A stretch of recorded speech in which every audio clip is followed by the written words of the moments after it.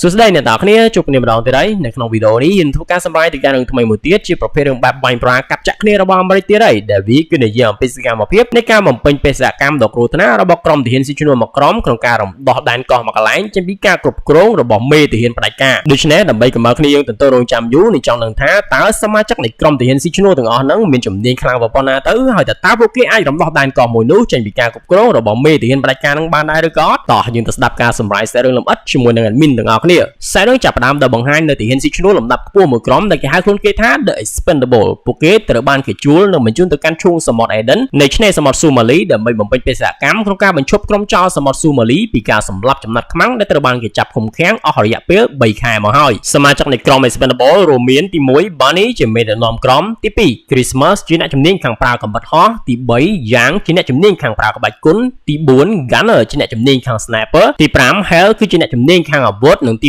6ព្រមទាំងជាអ្នកចុងក្រោយគេគឺ Thor ជាអ្នកជំនាញខាងប្រើគ្រឿងផ្ទុះនៅពេលដែលមេដឹកនាំនៃក្រុមចោរសមុទ្រសូម៉ាលីបានត្រៀមខ្លួនបំរុងនឹងផ្ដាច់ជីវិតចំណាត់ខ្មាំងម្នាក់ទៅហើយនឹងភ្លើងក្រហមតូចៗជាច្រើនបានបង្ហាញនៅលើរាងកាយរបស់គេដែលវាគឺជាភ្លើងដែលចេញពីកណ្ដុងកាំភ្លើងរបស់ក្រុម Expendable ហ្នឹងឯងរីឯកូនចៅនៃមេក្រុមចោរសមុទ្រសូម៉ាលីនឹងក៏មិននៅស្ងៀមដែរពួកគេបានទាញកាំភ្លើងភ្ជង់ទៅខាងលើប្រងព្រាតដើម្បីត្រៀមលក្ខណៈក្នុងការបាញ់ប្រហារតទល់ជាមួយនឹងក្រុម Expendable វិញគ្រប់ពេលវេលាផងដែរភាគីទាំងពីរបានបន្តភ្ជង់កាំភ្លើងដាក់គ្នាទៅវិញទៅមកហើយមេដឹកនាំនៃក្រុមចោរសមុទ្រសូម៉ាលីនឹងបើទោះជាត្រូវបានក្រុម Expendable ភ្ជង់កាំភ្លើងជាប់ហើយក៏ដោយនោះក៏គេមិនព្រឺរោមនោះដែរគេបានយាកបិទបំរុងនៅបន្តបញ្ចប់ជីវិតរបស់ចំណាល់ខ្មាំងប៉ុន្តែភ្លាមៗហ្នឹងបានីក៏បានទម្លាក់កាបូបមួយចុះមកដែលក្នុងនោះគឺមានលុយចំនួន$3លានបានីបានធ្វើការចរចាដោយឲ្យក្រុមចោរសមុទ្រហ្នឹងដោះលែងចំណាត់ខ្មាំងទាំងអស់ហ្នឹងទៅជាថ្នូរជាមួយនឹងលុយ$3លានហ្នឹងប៉ុន្តែក្រុមចោរសមុទ្រដែលមានធម្មជាតិជាមនុស្សលោភលន់ហ្នឹងលុយ$3លានគឺមិនគ្រប់គ្រាន់សម្រាប់គេទេគេបានទារលុយបន្ថែមចំនួន$2លានទៀតជាថ្នូរជាមួយនឹងការដោះលែងចំណាត់ខ្មាំងទាំងអស់ហ្នឹងវិញបានីបានបន្តព្យាយាមបញ្ចុះបញ្ចូលតាមសម្រួលទៅកាន់ក្រុមចោរសមុទ្រហ្នឹងឲ្យទទួលយកលុយ$3លានហ្នឹងទៅដោយសារតែវាគឺជាចំនួនដែលច្រើនបំផុតហើយដែលពួកគេអាចផ្ដល់ឲ្យបានណាប៉ុន្តែបើទោះជាបានីព្យាយាមនិយាយណាក៏មេក្រុមចោរសមុទ្រហ្នឹងនៅតែបន្ត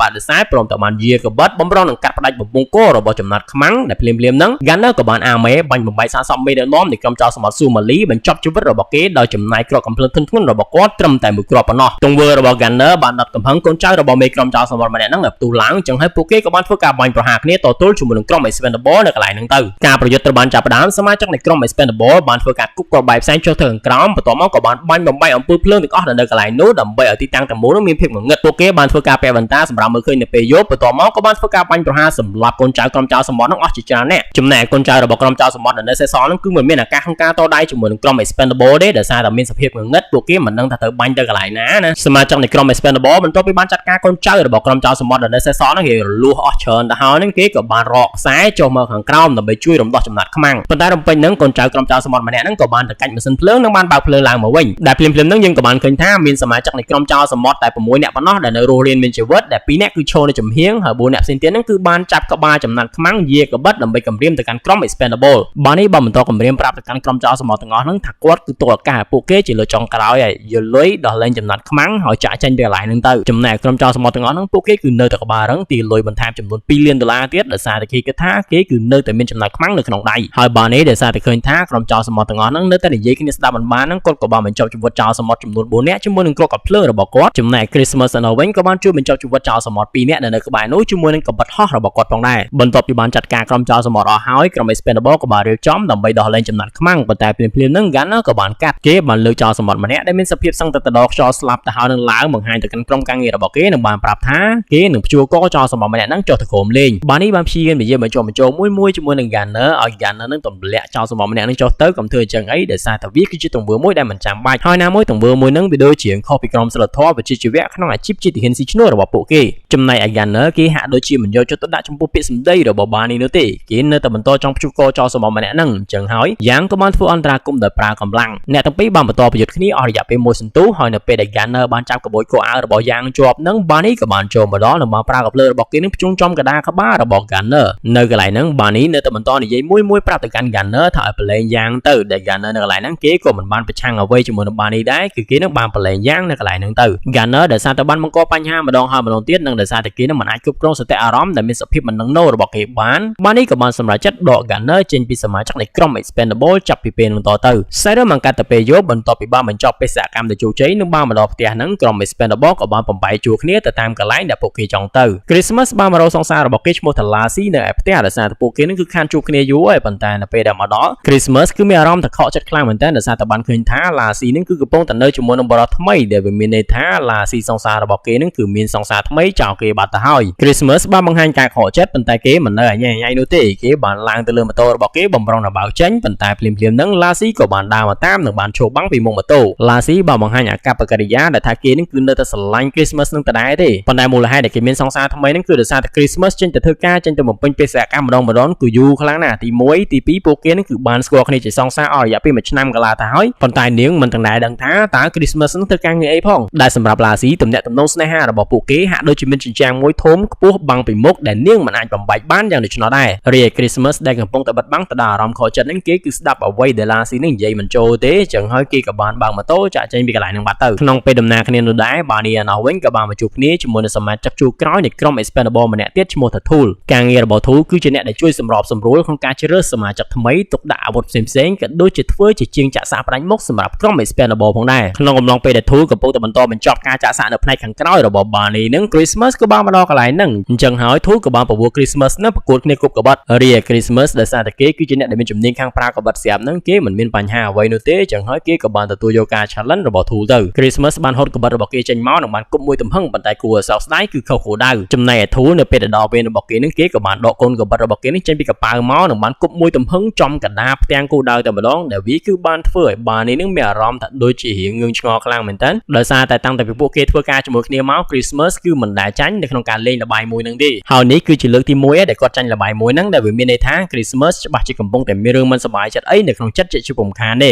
Sider បានកាត់ទៅកាន់កោះមួយកន្លែងឈ្មោះថា Valena ដែលមានទីតាំងនៅក្នុងឈូងសមុទ្រនៃប្រទេសមេស៊ីកូយើងឃើញថាមានឡានទាហានមួយក្រុមគឺបានបើកមកឈប់នៅមុខសេតវិមានដ៏ធំស្កឹមស្កៃមួយទាហានទាំងនោះបានចូលមកជួបគ្នាជាមួយនឹងមេរបស់គេដែលជាកម្ពុជាឧត្តមសេនីយ៍ឈ្មោះថា Gaza និងបានប្រាប់ពីកាន់ Gaza ហ្នឹងថាពួកគេនឹងគឺបានចាប់បានថានៅលើកោះរបស់ពួកគេហ្នឹងគឺមានជនក្បត់ទាំងអស់ហ្នឹងគឺត្រូវបានកូនចៅទាហានរបស់ Gaza ហ្នឹងចាប់បានហើយព្រមទាំងបានបញ្ជូនពួកគេទៅកាន់រូងក្រុមដីហើយ Gaza ហ្នឹងក៏បានចុះទៅដើម្បីសួរចម្លើយពួកគេឧត្តមសេនីយ៍ Gaza បានចោទប្រកាន់ថាជនក្បត់ទាំងអស់ហ្នឹងគឺបានលួចរបស់អ្វីមួយយ៉ាងពីគាត់ប៉ុន្តែជនក្បត់ទាំងអស់ហ្នឹងគឺបានស្បត់ជាមួយនឹងជីវិតកូនចៅប្រពន្ធកូនរបស់គេថាគេហ្នឹងគឺមិនបានលួចអ្វីពីឧត្តមសេនីយ៍ Gaza ហ្នឹងទេប៉ុន្តែបើទោះជាជនក្បត់ទាំងអស់ហ្នឹងព្យាយាមបកស្រាយយ៉ាងណាក៏ឧត្តមសេនីយ៍ Gaza ហ្នឹងមិនជឿពួកគេដែរអញ្ចឹងហើយក៏បានភ្ជុំកំភ្លើងធ្វើការគំរាមបាញ់សម្លាប់ទៅកាន់ពួកគេប៉ុន្តែរំពេញនោះក៏ស្រាប់តែមានសម្លេងក្រកកំភ្លើងហ្នឹងបានផ្ទុះឡើងបញ្ចប់ជីវិតរបស់ជនក្បត់ម្នាក់រំពេញនោះយើងក៏បានឃើញថាក្រកកំភ្លើងមួយគ្រាប់ហ្នឹងគឺជារបស់បរិសម្នាក់ឈ្មោះថា Jam ហើយគេហ្នឹងក៏បានប្រាប់ទៅកាន់ឧត្តមសេនីយ៍ Gaza ឲ្យបញ្ចប់ជីវិតជនក្បត់ផ្សេងទៀតហ្នឹងទៅដើម្បីកុំឲ្យពួកគេមើលងាយហើយដែលមិនបង្ងយូរទៀតឧត្តមសេនីយ៍ Gaza ក៏បានកេះកាយកំភ្លើងបញ្ចប់ជីវិតរបស់ជនក្បត់2នាក់ផ្សេងទៀតហ្នឹងស្លាប់បាត់បង់ជីវិតនៅនឹងកន្លែងដែរទៅ Sider បានកាត់ទៅមួយរយៈពេលកន្លងផុតទៅយើងឃើញថា Barney ហ្នឹងគឺបានមកជួបគ្នាជាមួយនឹងអតិថិជនថ្មីរបស់គេម្នាក់ទៀតដែរនៅក្នុងព្រះវិហារមួយកន្លែងដែលអតិថិជនរបស់គេហ្នឹងគឺមានឈ្មោះថា Mr. Church ដែលនៅទីនោះ Barney ក៏បានជួបគ្នាជាមួយនឹងគូប្រកួតប្រជែងក្នុងអាជីពរបស់គេម្នាក់ទៀតឈ្មោះថា Trent ដែល Trent ហ្នឹងក៏បានមកជួបគ្នាជាមួយនឹង Mr. Church ដើម្បីដេញថ្លៃយកកងត្រាមួយនឹងដូចគ្នាដែលបន្ទាប់ពីបានជុំគ្នាហើយ Mr. Church ក៏បានខ្ជាក់កងត្រាលម្អិតដែលថាការងាររបស់ពួកគេហ្នឹងគឺពួកគេត្រូវតែចាត់ការផ្ដួលរំលំឧត្តមសេនីយ៍ Gaza ដែលជាឧត្តមសេនីយ៍ផ្ដាច់ការគ្រប់គ្រងកាន់អំណាចនៅក្នុងទឹកដីនៃដែនកោះ Valena ហើយដែនកោះ Valena ហ្នឹងគឺមានទីតាំងនៅក្នុងឈូងសមុទ្រនៃប្រទេសមេស៊ីកូ Trent បន្ទាប់ពីលើការងារហ្នឹងហើយគេក៏បានប្រាប់ទៅកាន់ Mr. Church ហ្នឹងថាឲ្យបកគោការងារមួយហ្នឹងទៅកាន់ Barney ទៅដែលលើកហេតុផលថាគេគឺជាប់ការងារផ្សេងចំណែក Barney បន្ទាប់ពីលេងមានការប្រកួតប្រជែងហ្នឹងគេក៏បានទារតម្លៃក្នុងការធ្វើការងារមួយហ្នឹងចំនួន$5 លានព្រមទាំងបានដាក់លក្ខខណ្ឌថាគឺគេត្រូវយក 50% មុនហើយ 50% ទៀតហ្នឹងគឺបន្ទាប់ពីបញ្ចប់ការងារ Mr. Church បានយល់ព្រមជាមួយនឹងលក្ខខណ្ឌរបស់ Barney ប៉ុន្តែគេហ្នឹងក៏បានគម្រាមទៅកាន់ Barney ថាបើសិនជាក្រុម Expendable របស់ពួកគេហ្នឹងមិនអាចផ្ដល់លទ្ធផលតាមអ្វីដែលគេរំពឹងទុកហ្នឹងគេនឹងសម្លាប់ក្រុមរបស់ Barney នេះចោលទាំងអស់តែម្ដងបន្ទាប់ពីបានឯកភាពគ្នាហើយ Barney ក៏បានត្រឡប់មកកាន់មូលដ្ឋានរបស់គេវិញដើម្បីធ្វើការវិភាគទៅលើផែនទីរបស់កោះ Valena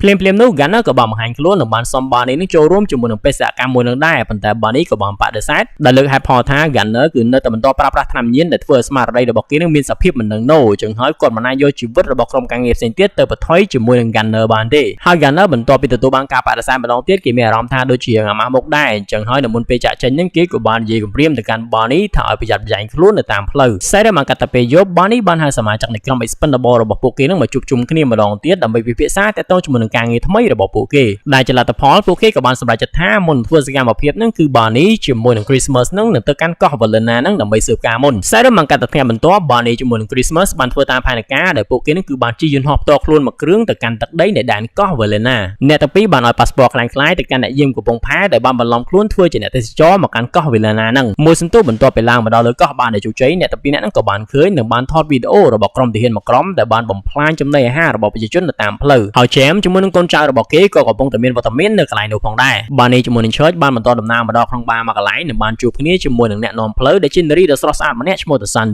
Sandra បាននាំអ្នកទាំងពីរនាក់ហ្នឹងជិះឡានមើលជុំវិញកោះហើយនៅតាមផ្លូវហ្នឹងនាងក៏បានប្រាប់អំពីរឿងរ៉ាវមួយចំនួនទាក់ទងជាមួយនឹងកោះ Valena ហ្នឹងទៅកាន់ពួកគេដែលថាពីដើមឡើយកោះ Valena ហ្នឹងគឺជាកោះមួយដែលស្រស់ស្អាតខ្លាំងមែនទែនប៉ុន្តែថ្ងៃមួយនៅពេលដែលមានក្រុមជនជាតិអាមេរិកមួយក្រុមបានចូលមកកាន់កោះមួយហ្នឹងឧត្តមសេនីយ៍ Gaza ដែលជាអ្នកគ្រប់គ្រងនៅក្នុងកោះមួយហ្នឹងគឺបានលក់វិញ្ញាណរបស់គាត់ទៅឲ្យក្រុមជនជាតិអាមេរិកទាំងអស់នោះហើយពួកគេក៏បានសហការគ្នាធ្វើការគ្រប់គ្រងនិងធ្វើទុកបុកម្នេញទៅលើប្រជាជនដែលរស់នៅក្នុងកោះហ្នឹងដែលបានទាញប្រយោជន៍របស់ប្រជាជនទាំងអស់ហ្នឹងមកជាប្រយោជន៍របស់ពួកគេចំណែកឯនរណាក៏ដោយដែលហ៊ានប្រឆាំងតវ៉ាជាមួយនឹងរបៀបនៃការគ្រប់គ្រងរបស់ពួកគេហ្នឹងនឹងត្រូវបានពួកគេធ្វើទុកបុកម្នេញក៏ដូចជាសម្លាប់ចោលយ៉ាងសាហាវព្រៃផ្សៃនៅពេលដែលបាននេះសួរអំពីក្រុមគ្រួសាររបស់នាង Sandra ក៏បានប្រាប់ថាពុកម្ដាយរបស់នាងគឺបានស្លាប់បាត់បង់ជីវិតបាត់ទៅហើយប៉ុន្តែនាងនៅតែមានក្តីសង្ឃឹមថាកោះ Valena មួយនេះនឹងប្រែក្លាយមកជាកោះដែលមានសភាពស្រស់ស្អាតដូចពីដើមឡើងវិញហើយពួកគេនឹងអាចរស់នៅក្នុងជីវភាពមួយដែលមិនមានការគៀបសង្កត់ដូចពីមុនផងដែរបន្ទាប់ពីនិយាយគ្នាអំពីព័ត៌មានទូទៅហើយហ្នឹងបាននេះក៏បានប្រាប់ទៅកាន់ Sandra ហ្នឹងឲ្យបើកឡានទៅក្បែរសេតវិមានរបស់ឧត្តមសេនីយ៍ Gaza តិចទៅដោយសារតែគេនឹងគឺចង់មើលរូបភាពឲ្យកាន់តែច្បាស់បន្ទាប់ពីបើកមកគៀកមែនតែនហើយហ្នឹង Sandra ក៏បានឈប់ឡានអញ្ចឹងហើយ Christmas ក៏បានចុះពីលើឡានដើម្បីទៅមើលទម្រង់របស់អគារថាអគារហ្នឹងវាធំប៉ុណ្ណាអញ្ចឹងទៅចំណែកឯបាននេះជាមួយនឹង Sandra ក៏បានបន្តបើកឡានមកបន្តិចទៀតកាន់តែគៀកជាមួយនឹងលបងនៃសេតវិមានរបស់ឧត្តមសេនីយ៍ Gaza នៅពេលដែលបាននេះកំពុងតែបន្តធ្វើការវិភាគទៅលើស្ថានភាពដែលនៅជុំវិញហ្នឹងបាននេះក៏បានប្រាប់ទៅកាន់ Sandra ថាគេមានការសង្ស័យថាបេសកកម្មមួយហ្នឹងគឺជាការរៀបចំឡើងដើម្បីដាក់អន្ទាក់ក្រុមរបស់ពួកគេក្នុងគោលបំណងអ្វីមួយដែលគេមិនទាន់ដឹងប៉ុន្តែ Sandra ក៏បានបដិសេធភ្លាមៗចំពោះការចោទប្រកាន់មួយហ្នឹងដែលថាអ្វីដែលនាងធ្វើហ្នឹងគឺចេញពីបេះដូងរបស់នាងតែម្ដងដោយសារតែនាងគ្រាន់តែចង់ជួយប្រជាជនដែលរស់នៅក្នុងកោះហ្នឹងតែប៉ុណ្្នឹងឯងបាននេះដែលឥឡូវហ្នឹងគឺមានព័ត៌មានគ្រប់គ្រាន់នៅក្នុងដៃហ្នឹងគេក៏បានប្រាប់ទៅកាន់ Sandra ថាកោះ Valena ហ្នឹងគឺមិនអាចជួយបានទេអញ្ចឹងហើយគេក៏បានណែនាំថាឲ្យ Sandra ហ្នឹងចាក់ចេញពីកោះ Valena ហ្នឹងទៅជាមួយនឹងគេទៅដើម្បីកុំឲ្យមានបញ្ហាដល់ខ្លួនហើយនៅពេលដែលអ្នកទាំងពីរកំពុងតែបន្តនិយាយគ្នាមិនទាន់ចប់ស្រួលផងហ្នឹងក៏ស្រាប់តែមានឡានទាហានមួយឡានដែលជាឡានរបស់កូនចៅឧត្តមសេនីយ៍ Gaza ហ្នឹងបានបើកមកដល់ទាហានម្នាក់ដែលទំនងជាមេក្រុមគេហ្នឹងគឺបានចាប់ Sandra ជាប់នៅបាននិយាយគ្នាជាមួយនឹង Sandra ដែលយើងក៏បានដឹងថាតាមពិតទៅ Sandra ហ្នឹងគឺជាកូនស្រីបង្កើតរបស់ឧត្តមសេនីយ៍ Gaza តែម្ដងប៉ុន្តែនាងមិនពេញចិត្តជាមួយនឹងទង្វើឪពុករបស់នាងឡើយចឹងហើយបានជានាងមិនព្រមទទួលស្គាល់គាត់បន្ទាប់ពីបានឆ្លោះប្រកែកគ្នាបន្តិចហើយនឹងទាហានម្នាក់ក៏បានចាប់អូស Sandra បំរុងនឹងនាំនាងចាក់ចេញពីកន្លែងហ្នឹងហើយភ្លាមៗហ្នឹង Christmas ក៏បានចូលមកដល់និងបានប្រើកាបិតហោះរបស់គេនឹងគប់សម្លាប់ទាហានប្រមាណអ្នកដែលធ្វើឲ្យបាននេះមានឱកាសក្នុងការប្រើកាភ្លើងបាញ់សម្លាប់ទាហានផ្សេងទៀតការប្រយុទ្ធរវាងអ្នកទាំងពីរជាមួយនឹងកូនចៅរបស់ឧត្តមសេនីយ៍ Gaza ប្រព្រឹត្តទៅដោយរលូនអ្នកទាំងពីរនាក់ហ្នឹងគឺបានសម្លាប់កូនចៅរបស់ឧត្តមសេនីយ៍ Gaza មកក្រុមនោះស្លាប់បាត់បង់ជីវិតជាបន្តបន្ទាប់ដែលចុងក្រោយ Christmas ក៏បានប្រើកាបិតហោះរបស់គេនឹងគប់ចំកណ្ដាលខ្នងរបស់ទាហានម្នាក់ដែលកំពុងទៅនាំ Sandra នឹងស្លាប់បាត់បង់ជីវិតទៅប៉ុន្តែអ្វីដែលគេនឹកស្មានមិនដល់គឺនៅពេលដែលសាកសពរបស់ទាហានម្នាក់នឹងបានដួលក៏ស្រាប់តែមានទាហានម្នាក់ទៀតបានលេចមកនិងបានភ្ជុំកាភ្លើងទៅកាន់ Christmas ដែលរំពេចនោះបាននេះក៏បានបង្ហោះគ្រាប់កាភ្លើងប្រមាណគ្រាប់រំលងក្បាលរបស់ Christmas ប៉ះចំកណ្ដាលដើមទ្រូងរបស់ទាហានម្នាក់នោះស្លាប់បាត់បង់ជីវិតនៅចុងក្រោយនឹងទៅ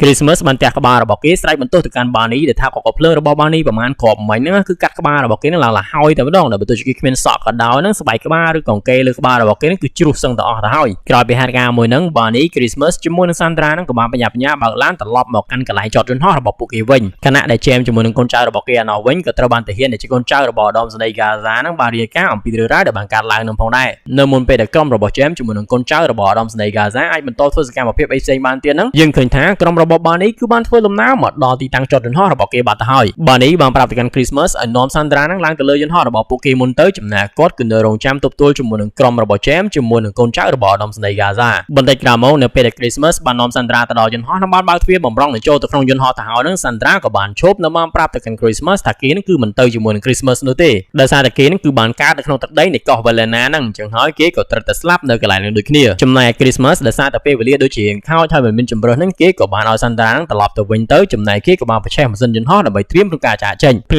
ាមៗនោះទាហានដែលយាមកាមនៅកន្លែងហ្នឹងក៏បានឃើញនិងបានទាញកាភ្លើងបំរុងនៅធ្វើការបាញ់ប្រហារសម្ដៅទៅកាន់យន្តហោះប៉ុន្តែបាននេះដែលកំពុងតែពួននៅកន្លែងហ្នឹងក៏បានកេះកាយកាភ្លើងបញ្ចប់ជីវិតរបស់ពួកគេទៅក្នុងពេលជាមួយគ្នានោះដែរ Sandra ក៏បានឡើងមកដល់លើគោកនិងបានចូលទៅក្នុងឡានរបស់នាងដើម្បីពួនខណៈពេលដែលក្រុមរបស់ James ហ្នឹងក៏បានបើកឡានកាត់កន្លែងហ្នឹងផងដែរងាកមក Christmas នេះវិញដោយសារតែឃើញថាក្រុមរបស់ James ហ្នឹងគឺបានមកដល់ហើយចឹងហើយគេក៏បានបើកយន្តហោះហ្នឹងបដាដើម្បីគេចេញពីការបាញ់ប្រហាររបស់កូនចៅ James ងាកមកបាននេះឯនេះវិញគេក៏កំពុងតែរត់អន្ទឹមជាមួយនឹងយន្តហោះដែលបានលោតទៅតាមទ្វារយន្តហោះយ៉ាងជាប់តែម្ដងខណៈដែល James ជាមួយនឹងកូនចៅរបស់គេឯនេះវិញក៏បានធ្វើការបាញ់ប្រហារសម្ដៅទៅកាន់យន្តហោះនឹងបាននេះនឹងផងដែរហើយបាននេះបន្ទាប់ពីឆ្លក់ទឹកបានមួយសន្ទុះគេក៏អាចឡើងមកលើយន្តហោះហ្នឹងបានដោយជោគជ័យប៉ុន្តែ តែនៅពេលដែលឡើងមកដល់ហ្នឹង Christmas ក៏បានប្រាប់គេថា Sandra គឺមិនព្រមមកជាមួយនឹងពួកគេទេដែលវាគឺបានធ្វើឲ្យ Barney នឹងមានអារម្មណ៍តែខកចិត្តនិងខឹងសម្បាខ្លាំងមែនទែនអញ្ចឹងហើយគេក៏បានប្រាប់ទៅកាន់ Christmas ថាគេនឹងឲ្យកាដូក្រុមរបស់ Jam នឹងមួយមុនពេលដែលចាកចេញ Barney បានដូរគ្នាជាមួយនឹង Christmas ដែលគេនឹងគឺបានមកបើកយន្តហោះម្ដងចំណែក Christmas នឹងគឺបានចូលទៅកាន់ទីតាំងរបស់គេត្រៀមលក្ខណៈក្នុងការបាញ់ប្រហារទៅកាន់ក្រុមរបស់ Jam ដែលបន្ទាប់ពីបានត្រៀមខ្លួនរួចរាល់ហើយនឹង Barney ក៏បានបកក្បាលយន្តហោះត្រឡប់ទៅកាន់ទីតាំងកំពង់ផែនឹងវិញបន្ទាប់មក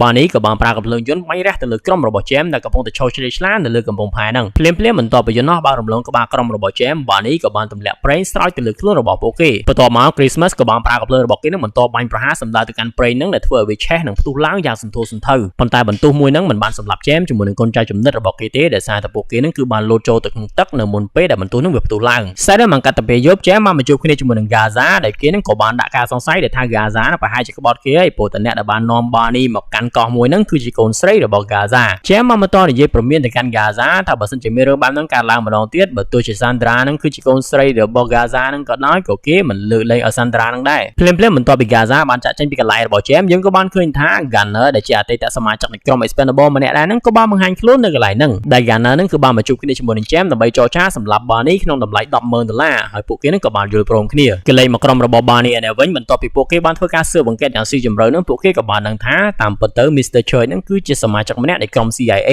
ចំណែកឯបេសកកម្មពិតប្រាកដដែល Mr. Church នឹងជួបពួកគេមកគឺមិនមែនដើម្បីរំដោះកោះ Valena នឹងទេប៉ុន្តែគឺដើម្បីចាត់ការ Jam ដែលជាអតីតសមាជិករបស់ CIA ដែលពីដំបូង CIA គឺបានបញ្ជូនក្រុមរបស់ Jam នឹងទៅកាន់កោះ Valena ក្នុងគោលបំណងឲ្យ Jam នឹងរៀបចំប្រតិបត្តិការនៃការដាំកញ្ឆានៅលើកោះហ្នឹងហើយបន្ទាប់ពីដាំដុះកញ្ឆាបានផលនិងលក់បានលុយមកហ្នឹងលុយទាំងអស់ហ្នឹងគឺត្រូវដាក់ចូលជាហិរញ្ញប្បទានរបស់ក្រុម CIA ប៉ុន្តែវាខុសពីការរំពឹងទុកបន្ទាប់ពីធ្វើកិច្ចការមួយនឹងបានសម្រេច Jam ក៏បានទុកលុយមួយនឹងសម្រាប់ក្រុមរបស់គេព្រមទាំងបានសហការគ្នាជាមួយនឹងឧត្តមសេនីយ៍ Gaza ដើម្បីរក្សាអំណាចរបស់គេតទល់ជាមួយនឹងក្រុម CIA ហើយនៅកន្លែងហ្នឹងបាននេះគឺយល់ច្បាស់តែម្ដងដែលថាក្រុម CIA ហ្នឹងគឺមិនមែនគេគ្មានលទ្ធភាពក្នុងការបញ្ជូនមនុស្សឲ្យទៅសម្លាប់ Jam ហ្នឹងទេប៉ុន្តែបើសិនជាគេធ្វើអញ្ចឹងវាហាក់ដូចជាអាក្រក់មើលខ្លាំងពេកអញ្ចឹងហើយបានជាគេជួលក្រុមរបស់ Barney ហ្នឹងឲ្យធ្វើការងារជំនួសពួកគេវិញ Barney បានបន្តពិភាក្សានៅព័ត៌មានដែលគេរកឃើញហ្នឹងជាមួយនឹង Christmas ហើយនឹងយ៉ាងដែលជាលទ្ធផលពួកគេក៏បានសម្រេចចិត្តថាពួកគេនឹងមិនទទួលធ្វើការចំពោះកងត្រាមួយហ្នឹងទេសិនមកកាត់ទៅថ្ងៃបន្ទាប់ Christmas ដោយសារតែចិត្តមិនទាន់ដាច់ហ្នឹងគេក៏បានមកជួបគ្នាជាមួយនឹង Lassie សង្សាររបស់គេនឹងម្ដងទៀតហើយនៅពេលដែលម្ដងហ្នឹងក៏បានឃើញថាភ្នែករបស់ Lassie នឹងឡើងជាប់តែម្ដងដែលគេនឹងគឺត្រូវបានវត្តប្រុសរបស់គេវាយ Christmas ពេលដែលគេអញ្ចឹងគេពិតជាខឹងខ្លាំងមែនតើអញ្ចឹងហើយគេក៏បានដប់ Lassie នឹងទៅនិយាយគ្នាជាមួយនឹងមិត្តប្រុសរបស់នាងដែលកំពុងតែលេងបាល់ជាមួយនឹងមិត្តភក្តិរបស់គេ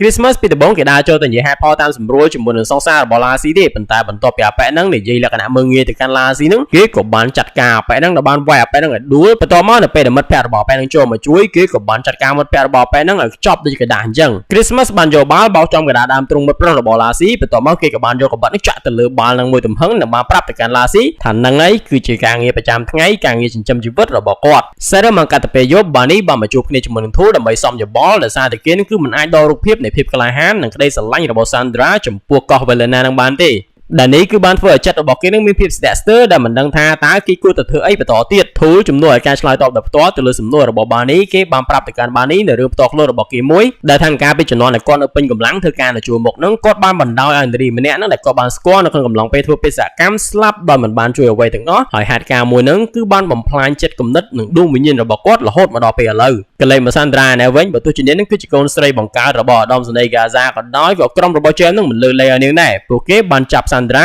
យកមកធ្វើទណ្ឌកម្មដើម្បីសួរចម្លើយអំពីគោលបំណងនៃការមកដល់របស់ក្រុម Barney ប៉ុន្តែប្រកាសណាពួកគេគឺមិនអាចទទួលបានចម្លើយអ្វីត្រឡប់ពី Sandra ទៅបាននោះទេសេរីមកកាន់មក Barney ឯនេះវិញយើងឃើញថាបន្ទាប់ពីបានស្ដាប់រឿងរបស់ Thul នឹងគេក៏បានសម្រេចចិត្តថាគេនឹងទៅជួយសង្គ្រោះ Sandra ចេញពីកោះ Valena នឹងត្រឡប់មកវិញដែលគំនិតរបស់ Barney នឹងគឺបានធ្វើឲ្យ Christmas ខឹងខ្លាំងមែនទែនដោយសារតែ Barney នឹងហាក់ដូចជាយកជីវិតរបស់គេទៅបន្ថយខ្លាំងពេកចំណែក Barney បើទោះជាអ្នកនរគ្នានឹងពេញចិត្តឬក៏មិនពេញចិត្តក៏ដោយគេមិនបានសុំជំនួយពីក្រុមការងាររបស់គេទេនិយាយទៅគេចង់បំពេញបេសកកម្មនឹងតែម្នាក់ឯងតែម្ដងហើយនៅពេលដែលគេឡើងលើឡានមករងដល់បើកចេញហ្នឹងយ៉ាងក៏បានឡើងទៅជាមួយដែលបានប្រាប់ទៅកាន់ Barney ថាគេនឹងចូលរួមជាមួយនឹងគាត់ដែរនៅតាមផ្លូវយ៉ាងបានធ្វើការរੂរទាំពីនេះពីនោះប្រាប់ទៅកាន់ Barney ដែលថាគាត់នឹងគឺធ្វើការច្រើនជាងគេគួរតែទទួលបានលុយនឹងច្រើនជាងគេដែរហើយរឿងនឹងមិនទាន់ចប់ផងនឹងទៅរឿងផ្សេងមួយទៀតដែលថាគាត់នឹងមានតួជាងគេនៅពេលដែលគាត់វាយមួយមនុស្សដែលមានមេធំធំហ្នឹងគឺបើទោះជាគាត់អាចវាយជាមួយនឹងពួកគេនឹងបានស្មើដៃក៏ដោយប៉ុន្តែចុងក្រោយគាត់នៅតែត្រូវលបួសរៀងតួសាច់ដែរយ៉ាងនៅតែបន្តធ្វើការរੂរទាំទៅរឿងផ្សេងមួយទៀតហើយបន្ទាប់ពីបើបន្តិចក្រោយមកនោះពួកគេ ក៏បានឈប់ stop ប៉ុន្តែភ្លាមៗហ្នឹងក៏ស្រាប់តែ Gunner បានបើកឡានមកជិតនិងបានប្រើកាភ្លើងរបស់គេនឹងបាញ់សម្ដៅមកកាន់ឡានរបស់ពួកគេប៉ុន្តែសំណាងល្អក៏ចោតឡានរបស់ Barney ហ្នឹងគឺ bullet proof កាភ្លើងបាញ់មិនធ្លុះនោះទេចឹងហើយវាក៏បានតឱកាសឲ្យ Barney ជាមួយនឹងយ៉ាងហ្នឹងអាចរត់ចាក់ចេញពីកន្លែងហ្នឹងចូលទៅក្នុងឃ្លាំងមួយកន្លែងដែលនៅក្បែរនោះក្នុងកំឡុងពេលដែល Barney កំពុងតែជាប់នៅក្នុងឡានយ៉ាងក៏បានធ្វើការប្រឈមមុខប្រយុទ្ធគ្នាជាមួយនឹង Gunner ជាលើកទី2នៅក្នុងការប្រយុទ្ធលើកហ្នឹងយ៉ាងគេរៀងប្រយ័ត្នបន្តិចហើយនិយាយទៅគេឆ្លាតខ្លាំងមែនតើគេបាននាំ Gunner ហ្នឹងចូលមកប្រយុទ្ធគ្នានៅកន្លែងដែលចង្អៀតហើយដោយសារតែ Gunner ហ្នឹងមានធំខ្លាំងពេកហ្នឹងគេតែងតែបុកក្បាលមួយនេះមួយនោះចឹងទៅដែលធ្វើឲ្យយ៉ាងមានឱកាសក្នុងការវាយ Gunner ហ្នឹងរៀងទក់សាច់គួរសមដែរប៉ុន្តែមកសន្ទុះក្រោយមក Gunner ក៏បានចាប់យ៉ាងជាប់និងបានលើកយ៉ាងហ្នឹងបោកផ្ទប់ជាមួយនឹងជញ្ជាំងដែលនៅខាងលើបន្ទាប់មកក៏បានលើកយ៉ាងហ្នឹងបំរុងនិងបោកយ៉ាងផ្ទប់ជាមួយនឹងដៃស្រួចដែលនៅខាងក្រោមរំពេញនោះ Barney ក៏បានមកទាន់និងបានប្រើកាភ្លើងរបស់គេនឹងបាញ់មកគ្រាប់ទម្លុះស្មារបស់ Gunner ដែលធ្វើឲ្យ Gunner ដូរទៅនឹងដីចំណែកយ៉ាងហ្នឹងក៏បានធ្លាក់ចុះមកដល់ខាងក្រោមដោយមិនមានបញ្ហាអ្វីទេ Barney បានដើរចូលមកជិត Gunner និងបានបង្ហាញការខកចិត្តចំពោះ Gunner ដែលបានព្យាយាមសម្លាប់គាត់ជាមួយនឹងក្រុមការងាររបស់គាត់ប៉ុន្តែភ្លាមៗនោះ Gunner ក៏បានបង្ហាញនៃការសោកស្ដាយនិងបានសុំទោសទៅកាន់ Barney ចំពោះទង្វើដែលគេបានធ្វើបន្ទាប់មកគេក៏បានខ្សឹបប្រាប់រឿងអ្វីម្យ៉ាងដាក់ត្រចៀករបស់ Barney នៅមុនពេលដែលគេសន្លប់បាត់ស្មារតីនៅកន្លែងហ្នឹងទៅមួយសន្ទុះក្រោយមក Barney ជាមួយនឹងយ៉ាងក៏បានមកដល់យន្តហោះរបស់ពួកគេហើយនៅពេលដែលចូលមកដល់ក្នុងយន្តហោះពួកគេក៏បានឃើញថាក្រុមការងារ Expendable របស់ពួកគេរួមទាំង Christmas ផងហ្នឹងគឺកំពុងតែមានវត្តមាននៅលើយន្តហោះហ្នឹងបាត់ទៅហើយ Christmas បានប្រាប់ទៅកាន់ Barney ថាបើទោះជាពួកគេនឹងមិនយល់ស្របជាមួយនឹងគំនិតរបស់ Barney ក៏ដោយប៉ុន្តែទោះជាយ៉ាងណាក៏ដោយនឹង Barney គឺនៅតែជាមិត្តភក្តិរបស់ពួកគេចឹងហើយពួកគេមិនអាចទុក Barney ឲ្យទៅធ្វើការងារហ្នឹងតែម្នាក់ឯងនោះទេបន្ទាប់ពីស្រោះស្រួលគ្នាហើយយន្តហោះរបស់ក្រុម Expendable ក៏បានធ្វើដំណើរសម្ដៅទៅកាន់កោះ Velena ក្នុងកំឡុងពេលធ្វើដំណើរ Barney បានប្រាប់ថា Gunner ហ្នឹងគឺបានខ្សឹបដាក់ត្រចៀករបស់គាត់ប្រាប់អំពី layout បានន័យថាប្លង់នៃសេតវិមានរបស់ Gaza ដែលវាគឺបានអនុញ្ញាតឲ្យគាត់ហ្នឹងអាចប្រើប្រាស់ដើម្បីធ្វើផែនការក្នុងការវាយប្រហារទៅលើក្រុមរបស់ Gaza ក៏ដូចជា Jam មិនយូរប៉ុន្មានក្រុមការងារ Expendable ទាំងអស់ហ្នឹងក៏បានមកដល់ទីតាំងនៃកោះ Velena ហើយពួកគេហ្នឹងក៏បានរៀបចំធ្វើតាមផែនការរបស់ពួកគេដើម្បីកំទេចសេតវិមានរបស់ Gaza ក្នុងពេលដំណើរគ្នានោះដែរយើងឃើញថា Gaza បានមកជួបគ្នាជាមួយនឹង Jam ហើយគេហ្នឹងបាននិយាយដោយភាពក្លាហានដែលគេគឺផ្ដាច់ទំនាក់ទំនងជាដៃគូដាច់ទំនាក់ទំនងអាជីវកម្មផ្សេងៗជាមួយនឹង Jam ចាប់ពីពេលហ្នឹងតទៅហើយដោយសារតែគេគឺបានសង្ស័យថា Jam គឺជាអ្នកដែលនៅពីក្រោយខ្នងការជួក្រុម Expendable ហ្នឹងឲ្យមកសម្លាប់គាត់ដោយសារតែ Jam ហ្នឹងមិនអាចគ្រប់គ្រងគាត់បាន Gaza បានបន្តធ្វើការព្រមានប្រាប់ទៅកាន់ Jam ថាឲ្យបកគោ Sandra កូនស្រីរបស់គាត់នឹងត្រឡប់មកគាត់វិញមកបើមិនអញ្ចឹងទេគាត់នឹងសម្លាប់ Jam ជាមួយនឹងក្រុមរបស់ Jam ហ្នឹងដោយគ្មានញញើតដៃទេងាកមកក្រុម Expendable ឯវិញយើងឃើញថាពួកគេនឹងគឺបានលួចចូលមកដល់ក្នុងសេតវិមានរបស់ឧត្តមសេនីយ៍ Gaza ហ្នឹងបានជោគជ័យហើយក្រុមរបស់ពួកគេហ្នឹងក៏កំពុងតែយកគ្រាប់បែកយកទៅបំពាក់តាមទីតាំងផ្សេងៗនៃសេតវិមានហ្នឹងផងដែររួមទាំងទីតាំងដែលឧត្តមសេនីយ៍ Gaza ហ្នឹងទុកគ្រឿងញៀនផងដែរខ្សែរមកកាន់ Sandra នេះវិញយើងឃើញថាក្រុមរបស់ Jam ហ្នឹងគឺបានទុក Sandra ហ្នឹងធ្វើជាចំណាត់ខ្មាំងដដែលទេដែលពួកគេហ្នឹងគឺបានចងមកព្រមទាំងបានចងដៃចងជើងរបស់ Sandra ជាប់ជាមួយនឹងកៅអីមួយក្នុងកំឡុងពេលនោះយើងឃើញថាអ្នកយាមពីរនាក់ដែលជាកូនចៅរបស់ Jam នឹងត្រូវបាន Jam ហ្នឹងដាក់ឲ្យយាមកាម Sandra ហ្នឹងគឺបានព្យាយាមធ្វើការបំពេញទៅលើរាងកាយរបស់ Sandra ប៉ុន្តែភ្លាមៗនោះ Barney ក៏បានបង្ហាញខ្លួននិងបានប្រើកាំបិតរបស់គេនឹងឈោតផ្ដាច់បំពង់ករបស់អ្នកយាមពីរនាក់ហ្នឹងធ្វើឲ្យគេដាច់ខ្យល់ស្លាប់បាត់បង់ជីវិតនៅកន្លែងហ្នឹងទៅបន្ទាប់មក Barney ក៏បានដោះលែង Sandra ហើយអ្នកទាំងពីរនាក់ហ្នឹងក៏បានព្យាយាមរត់ចាក់ចេញពីកន្លែងហ្នឹងទៅនៅតាមផ្លូវអ្នកទាំងពីរនាក់ហ្នឹងគឺសួយខ្លាំងមែនតើដោយសារតែពួកគេហ្នឹងគឺបានប្រទះគ្នាជាមួយនឹងក្រុមកូនចៅរបស់ Jam មកក្រុមធំផ្សេងទៀតដែលមានទាំងដៃស្ដាំរបស់ Jam ផងដែរក្រុមដៃស្ដាំឬក៏កូនចៅចំណិតរបស់ Jam ហ្នឹងគឺបានប្រើទាហានប្រមាណជា 2-3 នាក់ឲ្យចាប់ខ្លួន Sandra ម្ដងទៀតនិងបាននាំនាងចាក់ចេញពីកន្លែងហ្នឹងរីឯ Barney ឯណោះវិញក៏កំពុងតែត្រូវបានទាហានម្នាក់ហ្នឹងប្រើខ្សែពួររឹតករបស់គេជាប់ខណៈដែលដៃស្ដាំរបស់ Jam ឯណោះវិញគឺបន្តវាយតបទៅលើ Barney ឡើងទក់សាច់តែម្ដងពួកគេបានព្យាយាមគំរាមសួរទៅកាន់ Barney តើ Barney មកកន្លែងហ្នឹងចូលដល់ក្នុងសេតវិមានហ្នឹងគឺមានគ្នាប្រមាណអ្នកប៉ុន្តែប្រកាសណា Barney គឺមិនព្រមនិយាយអ្វីប្រាប់ទៅកាន់គេទេថែមទាំងបានឌឺដងទៅកាន់គេទៀតផងហើយមិនយូរប៉ុន្មានយ៉ាង Christmas Hell ហើយនឹង Toll ហ្នឹងក៏បានបង្ហាញខ្លួននិងបានធ្វើការវាយប្រហារទៅកាន់ក្រុមដៃស្ដាំរបស់ Jam ព្រមទាំងបានជួយសង្គ្រោះ Barney បានជោគជ័យនៅក្នុងការប្រយុទ្ធមួយហ្នឹងយ៉ាងជាមួយនឹង Christmas បានសហការគ្នាប្រយុទ្ធជាមួយនឹងដៃស្ដាំម្នាក់ក្នុងចំណោម2នាក់របស់ Jam ហើយមិនដល់រយៈពេល1នាទីផងហ្នឹងអ្នកទាំង2នាក់ហ្នឹងក៏អាចចាត់ការដៃស្ដាំម្នាក់ហ្នឹងរបស់ Jam បានដោយ Christmas ហ្នឹងគឺបានចាប់ខ្លួនរបស់គេជាប់បន្ទាប់មកយ៉ាងក៏បានលើកជើងឡើងដាក់មួយទំហឹងបំបាក់ករបស់គេស្លាប់បាត់បង់ជីវិតនៅកន្លែងហ្នឹងទៅក្នុងពេលជាមួយគ្នានោះដែរ Barney ឯណោះវិញក៏កំពុងតែប្រយុទ្ធគ្នាជាមួយនឹងដៃស្ដាំម្នាក់ទៀតរបស់ Jam ហ្នឹងដែរបន្ទាប់ពីប្រយុទ្ធគ្នាបានមួយសន្ទុះក្រោយមក Barney ក៏ត្រូវបានដៃស្ដាំរបស់ Jam ម្នាក់ទៀតហ្នឹងរឹតកជាប់ម្ដងទៀតហើយប៉ុន្តែសំណាងល្អនៅពេលដែលសត្រូវនឹងឃើញថា Hell កំពុងតែកាន់កាភ្លើងធុនធ្ងន់របស់គេបាញ់សម្លាប់កូនចៅរបស់ពួកគេស្លាប់ម្ដងអ្នកហ្នឹងពួកគេក៏បានរត់ចាក់ចេញពីកន្លែងហ្នឹងទៅបាត់អស់ទៅក្រុម Expendable បានបន្តបើកច្រកធំនៅបានឃើញថាកូនចៅទាហានរបស់ Gaza ហ្នឹងគឺកំពុងតែឈរនៅខាងក្រៅនោះប្រងព្រាតតែម្ដងដែលបន្ទាប់ពីឃើញអញ្ចឹងក្រុម Expendable ហ្នឹងក៏បានបញ្ញាប់ចូលទៅពួននៅខាងក្នុងវិញខណៈដែល Gaza នៅវិញក៏បានស្រែកប្រាប់ទៅកាន់ពួកគេហ្នឹងឲ្យបកគោខ្លួនទៅឧត្តមសេនីយ៍ Gaza បានបន្តត្រឡប់មកនិយាយគ្នាជាមួយនឹងក្រុមទាហានក៏ដូចជាប្រជាជនទាំងអស់ដែលរស់នៅលើកោះ Velena ដែលបានសំទោសចំពោះរឿងកន្លងមកដោយសារតែគាត់នឹងមានភាពអាត្មានិយមខ្វាក់ភ្នែកសហការជាមួយនឹងជនខាងក្រៅគាត់បានសន្យាថាគាត់នឹងកម្ចាត់មេរោគអាមេរិកដែលសម្ដៅទៅលើ Jam ហើយនឹងក្រុម Expendable ហ្នឹងឲ្យចេញ ពីទឹកដីនៃកោះវ៉ាឡេណាហ្នឹងអស់ក្នុងកំឡុងពេលដែលឧត្តមសេនីយ៍ហ្គាហ្សាកំពុងតែបន្តនិយាយនឹង James ក៏បានបង្ហាញខ្លួននិងបានបាញ់គាត់ពីក្រោយធ្វើឲ្យគាត់ស្លាប់បបងជីវិតនៅកន្លែងហ្នឹងទៅចំណែក James ដែលស្ដាំរបស់គេជាមួយនឹង Sandra ក៏បាននាំគ្នាគេចខ្លួនចេញពីកន្លែងហ្នឹងសម្ដៅទៅកាន់យន្តហោះដើម្បីចាកចេញរាងកាយរបស់ឧត្តមសេនីយ៍ហ្គាហ្សាបានធ្លាក់ចុះមកដល់ខាងក្រោមអគារដែលធ្វើឲ្យក្រុមទាហាននៅខាងក្រោមមានការផ្ទុះកំហឹងនិងបានបើកការបាញ់ប្រហាររះយោសម្ដៅទៅកាន់ក្រុម Expendable រំពេញនោះសមាជិកនៃក្រុម Expendable ក៏បានប្រាប់ទៅកាន់ Barney ថាពួកគេនឹងគួរតែចុចបំផ្ទុះទីតាំងនៃសេតវិមានរបស់ Gaza ហ្នឹងហើយដើម្បីងាយស្រួលក្នុងការគេចខ្លួនប៉ុន្តែ Barney ក៏បានបដិសេធដោយសារតែគេនឹងគឺមិនអាចបំផ្ទុះបានទេលុះត្រាតែគេបានដឹងថា Sandra ហ្នឹងគឺមិនមានវត្តមាននៅក្នុងអគារហ្នឹងរំពេញនោះ Christmas ក៏ស្រាប់តែបានស្រែកប្រាប់ទៅកាន់ Barney ថាគេនឹងគឺបានឃើញថា Sandra ហ្នឹងគឺត្រូវបានក្រុមរបស់ James នាំចាក់ចេញពីសេតវិមាននឹងបាត់ទៅហើយដែលគ្រាន់តែលឺអញ្ចឹងភ្លាម Barney ក៏បានចាត់កងតាបំផ្ទុះគ្រាប់បាយដែលពួកគេនឹងបានបកកាយនៅពីពេញទីតាំងនៃសេតវិមានដែលធ្វើឲ្យវានឹងគឺបានផ្ទុះឡើងជាបន្ត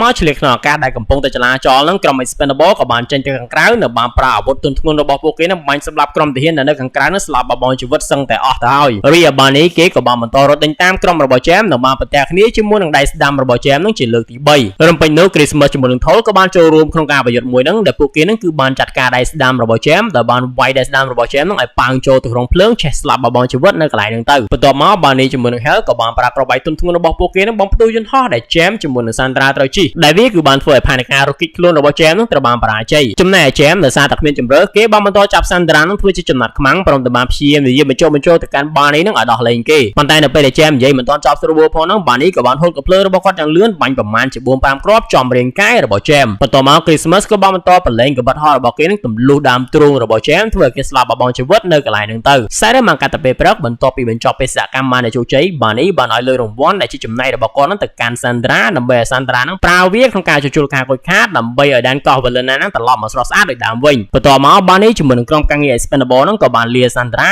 ចាក់ចេញពីដែនកោះនឹងត្រឡប់មកកាន់ទីតាំងរបស់ពួកគេវិញនៅថ្ងៃបន្ទាប់សមាជិកនៃក្រុម Expendable ទាំងអស់ហ្នឹងគឺបានមកជួបជុំគ្នានៅហាងរបស់ Tool ដើម្បីធ្វើការអបអរសាទរចំពោះជ័យជំនះរបស់ពួកគេក្នុងនោះយើងក៏បានឃើញថា Gunner គឺត្រូវបាន Barney លើកលែងទោសនិងបានអនុញ្ញាតឲ្យចូលរួមជាមួយនឹងក្រុម Expendable របស់គេនឹងឡើងវិញផងដែរចំណែកខ្សែរឿងរបស់យើងក៏ត្រូវបានបញ្ចប់នៅត្រង់ចំណុចហ្នឹងបាត់ទៅជាចុងក្រោយមានសូមអរគុណដល់អ្នកគ្នាដែលបានតាមដានទស្សនាការសម្រាប់ខ្សែរឿងមួយនេះតាំងពីដើមរហូតដល់ចប់ជួបគ្នានៅវីដេអូបន្ទាប់បាយបាយ